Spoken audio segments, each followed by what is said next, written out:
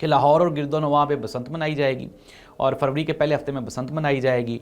लेकिन जो पाकिस्तान तरीके इंसाफ ने बसंत के लिए जो अपना लाहे अमल है उसको फाइनलाइज़ कर लिया गया है।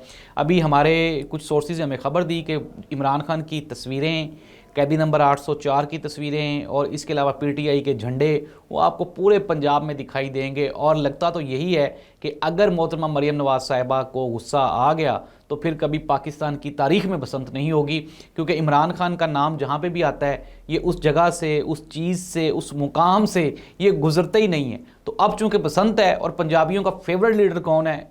इमरान अहमद खान नियाजी।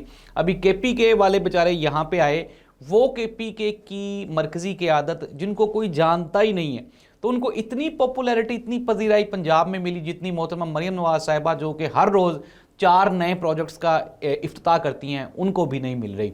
तो नाज़रीन, बसंत होने वाली है, होगी, लेकिन मैं आपको ये बता रहा हूँ कि हो सकता है कि शायद ये तारीख की आखिरी बसंत हो, क्योंकि पाकिस्तान तरीके इंसाफ के जो मतवाले, जियाले और जो लोंडे लपाड़े हैं उन्होंने जो इमरान खान वाली पतंगें बना ली हैं ना, हुकूमत ने भी इसका एक इंतज़ाम किया है। हुकूमत ने ये किया है कि उन्होंने पतंगों पे पाबंदी लगा दी है और उन्होंने कहा वही पतंगें उड़ेंगी जो हम देंगे। अब जाहिर सी बात है, ये वोट तो है नहीं या प्रोटेस्ट तो हो नहीं जो पाकिस्तानी अवाम करती नहीं है, ये तो पतंगे उड़नी है, इसके ऊपर किसी का कोई कंट्रोल नहीं होगा। और मैं आपको ब्रेकिंग न्यूज़ दे रहा हूँ कि रिकॉर्ड तोड़ कैदी नंबर 804 वाली पतंगें बिकनी हैं और लोगों ने बनवानी, ऑर्डर पे तैयार करवानी शुरू कर दी हुई हैं।